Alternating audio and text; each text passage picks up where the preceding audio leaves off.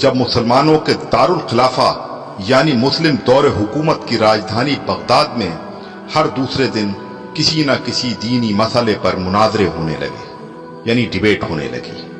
جلد ہی وہ وقت بھی آ گیا جب ایک ساتھ ایک ہی دن بغداد کے 4 الگ الگ چوراہوں پر الگ الگ مناظرے ہو رہے تھے۔ پہلا مناظرہ اس بات پر تھا کہ ایک وقت میں سوئی کی نوک پر کتنے فرشتے بیٹھ سکتے ہیں۔ دوسرا مناظرہ اس اہم موضوع پر تھا کہ کوا حلال ہے یا حرام ہے۔ تیسرے مناظرے میں یہ تکرار چل رہی تھی کہ مسواک کا شرعی سائز کتنا ہونا چاہیے۔ ایک گروہ کا کہنا تھا کہ 1 بالش سے کم نہیں ہونی چاہیے، اور دوسرے گروہ کا یہ ماننا تھا کہ 1 بالش سے چھوٹی مسواک بھی جائز ہے۔ ابھی یہ ڈیبیٹ چل ہی رہی تھی کہ ہلاکو خان کی قیادت میں تتاری فوج بغداد کی گلیوں میں داخل ہو گئی اور سب کچھ تہس نہس کر دیا۔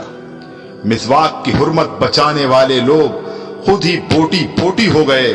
سوئی کی نوک پر فرشتوں کی گنتی کرنے والے لوگوں کی کھوپڑیوں کی میناریں بن گئیں جنہیں گننا بھی ممکن نہیں تھا۔ کوے کے گوشت پر بحث کرنے والوں کے مردہ جسموں کو کوے نوچ نوچ کر کھا رہے تھے۔ آج ہلاکو خان کو بغداد تباہ کیے سینکڑوں برس گزر چکے ہیں، مگر قسم لے لیجئے جو مسلمانوں نے تاریخ سے رتی برابر بھی سبق لیا ہو۔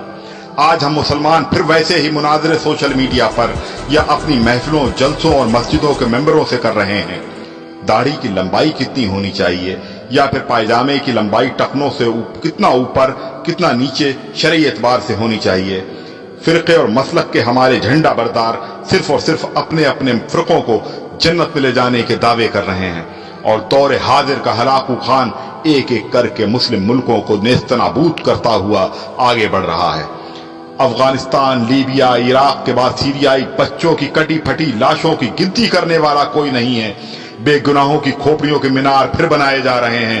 آدم کی نسل کے نوجوانوں، بوڑھے، بزرگوں کی لاشوں کو کوے نوچ نوچ کر کھا رہے ہیں، اور ہوا کی بیٹیاں اپنی عصمت بچانے کے لیے امت کی چادر کا کونا تلاش کر رہی ہیں۔